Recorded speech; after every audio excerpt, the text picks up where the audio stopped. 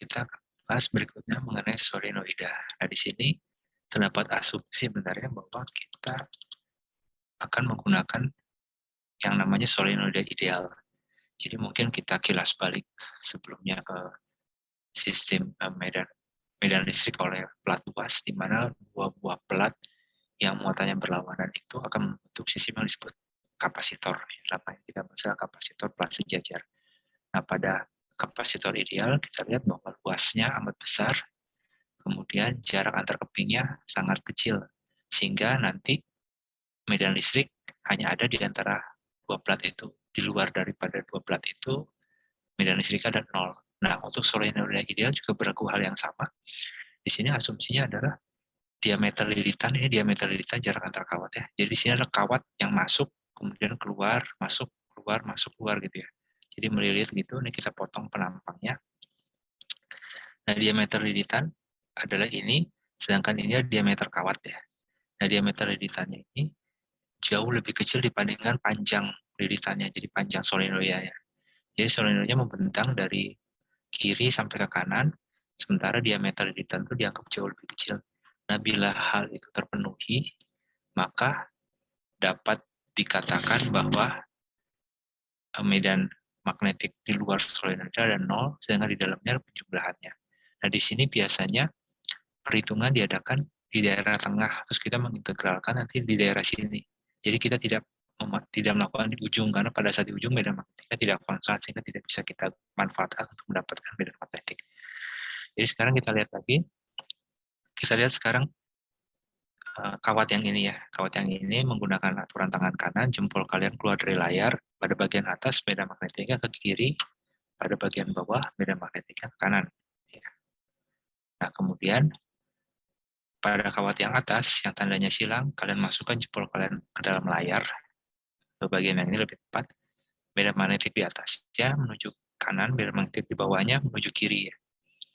Nah, sekarang pada saat kita bahas suatu titik di luar ini, ya, karena diasumsikan bahwa jarak ini kecil dibandingkan panjang ini, maka kontribusi dari medan magnetik kawat yang bawah itu ke yang B yang ke kiri dengan kontribusi dari medan magnetik kawat yang atas yang silang ini yang ke kanan itu kira-kira hampir sama, sehingga bisa dikatakan di sini nol.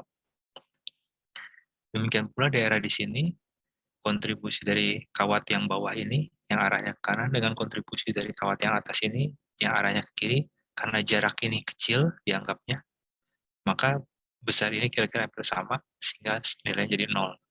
Nah, untuk yang di tengah ini ada dua. Jadi ada kontribusi dari kawat yang bawah yang arahnya ke kiri, dan kawat yang atas yang arahnya juga sama-sama ke kiri, sehingga di sini nanti menjadi dua kalinya.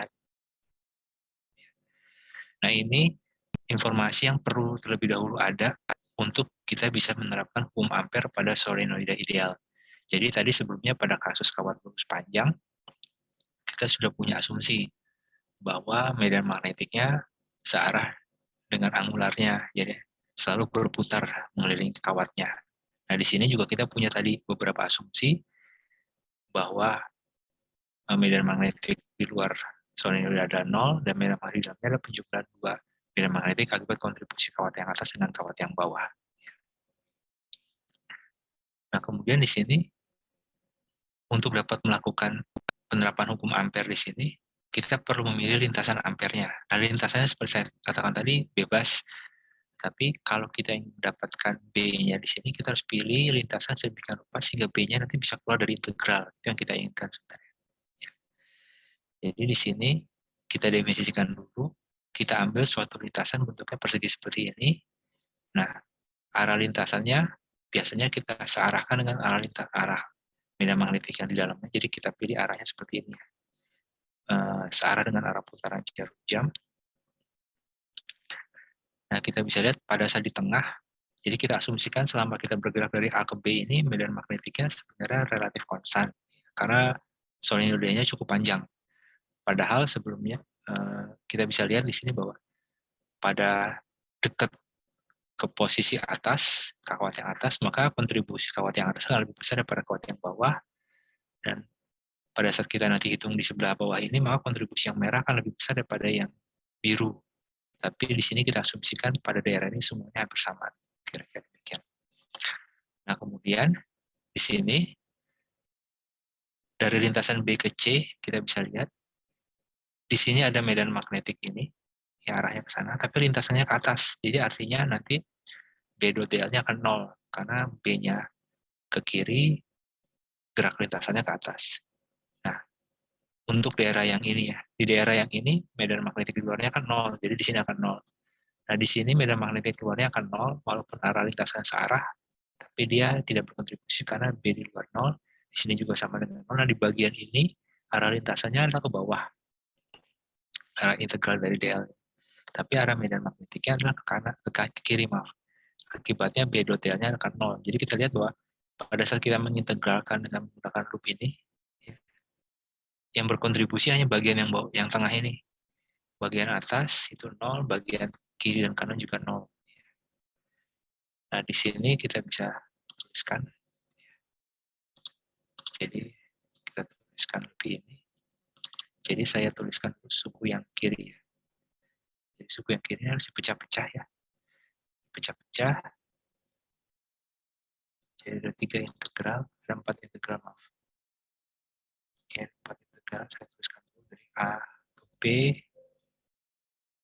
tambah B ke C tambah C ke D tambah B ke A. Nah, di sini sudah digambarkan sumbu koordinatnya. Jadi artinya kita pilih ini arah Z, berarti B in-nya ini ya, B in-nya ini adalah DZ ya. Jadi kita bisa pilih B-nya adalah B in Z topi didotkan dengan Z topi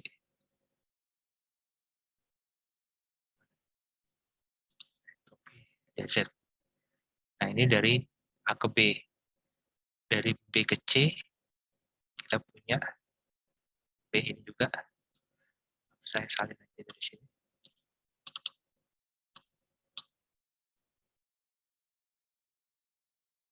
Nah, tapi didotkan dengan ini. Jadi pada arah atasnya arah Y ya. Dari Y topi DY. Nah, kemudian di luar saya bisa salin dari sini. Saya salin di sini. Sama. Tapi di sini yang berperan adalah B out ya. Z, Z. Nah, untuk yang D ke A adalah ini kembali. Jadi saya salin kembali dari sini.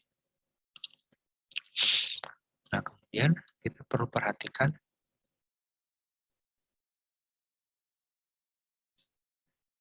B in-nya kita tidak tahu, tapi kita tahu bentuknya seperti ini. Nah, karena Z to Z adalah Z to Z adalah 1, berarti kita dapatkan ini. Kita bisa salin kembali. Ya. Ini sudah tidak ada ininya. Sudah tidak ada apa namanya? Vektor satuannya, ini tinggal B yang di dalam. Ya. Nah, sekarang kita tambah. Nah, di sini kita bisa lihat ada Z dot Y. Z dot Y adalah 0 ya. Jadi kita perlu 0 tambah ini mungkin biar tidak langsung saya salin dulu ya. Saya salin dulu. Jadi pembuat nolnya adalah ini ya. Kali 0. Sedangkan ini membuat 0 adalah ini. Sedangkan ini 1. Jadi artinya kalian perlu paham yang membuat 0 itu apa ya.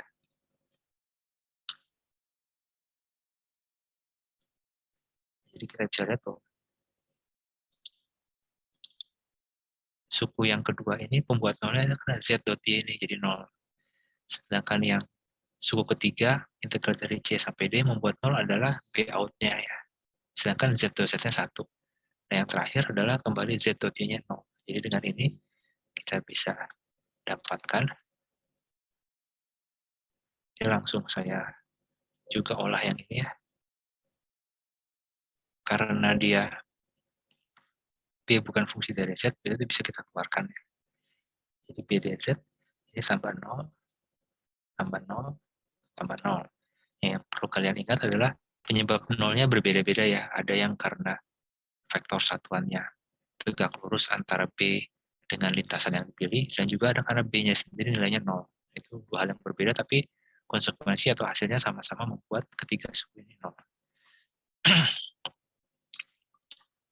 Nah, sekarang kita kembali ke sini. Pada saat kita melakukan ini, atau saya selesaikan di sini, integral daripada A sampai B dari dz tidak lain adalah panjang ini ya. Jadi panjang ini adalah L kecil, panjangnya L kecil. Jadi kita bisa peroleh B sama dengan B kali L. Ya.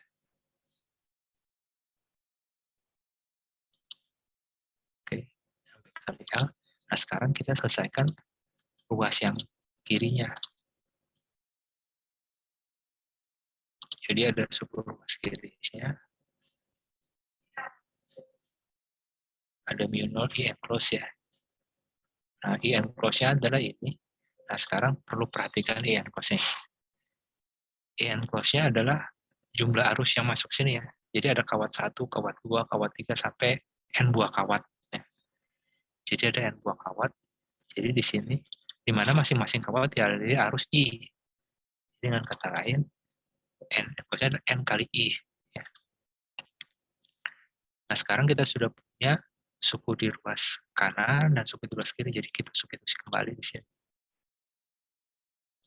Jadi suku di ruas kirinya adalah PL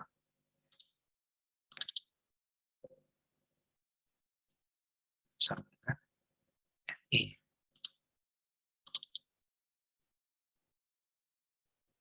Maaf, ini ada minusnya.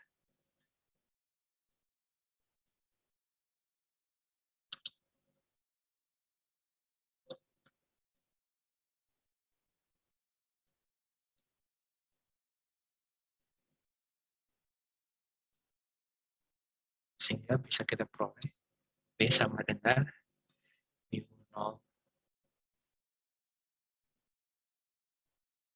N per L kali I.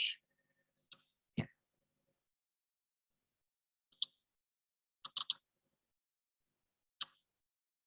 Di mana N per L itu adalah jumlah kawat persatuan panjangnya. Jadi pada saat kita membentuk kotak tadi. Dan ini biasa dituliskan seperti ini. Kita berikan simbol lain, yaitu N. I.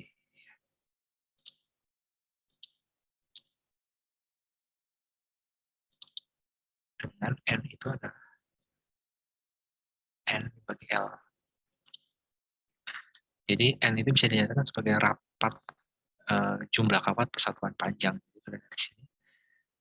Kalau saya buat kotak di sini misalnya, berarti rapatnya adalah 2 kawat dibagi panjang ini. Nah, di sini adalah 1, 2, 12 sampai N dibagi panjangnya L. Sorry, dibagi panjangnya L. Nah, itu dinyatakan sebagai N kecil. Jadi N kecil adalah N jumlah lirikan, jumlah kawat, jumlah lirikan kawat dibagi dengan L panjangnya. Oke, nah kita sekarang telah memperoleh rumusan medan magnetik di tengah dari suatu solenoid ideal ya. B sama dengan mu 0 Ni ya. N kecil. Jadi mu 0 Ni.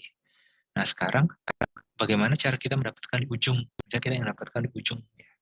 Dan di sini dituliskan juga kembali bahwa L itu panjang solenoidnya itu jauh lebih besar pada D. D itu adalah diameter rilisan di sini. Nah, ini mungkin cara ini mirip seperti pada saat kita bahas baik medan listrik ataupun jadi begitu kita sebut kawat tengahnya, begitu kita bagi dua, harusnya di tengah ini kontribusinya setengah dari kiri, setengah dari kanan. Jadi untuk di ujung kawat solenoid panjang, karena di tengah-tengah ini medan magnetiknya mu 0 N kecil I, maka begitu kita bagi dua, kontribusinya sebelahnya adalah setengah mu 0 Ni satunya lagi adalah setengah mu 0 Ni. Jadi kita bisa peroleh pada solenoida panjang, ya. Jadi kita bahas ujung-ujungnya, medan magnetiknya adalah setengah mu 0 Ni. Sementara kalau dua solenoid ini kita gabung, kita akan dapatkan B sama mu 0 Ni. Gitu. Atau dengan kata lain, untuk kasus ini pun di ujung sini adalah setengah mu 0 Ni, di ujung sini setengah mu 0 Ni, tapi tengahnya mu 0 Ni. Baik, terima kasih untuk perhatiannya pada materi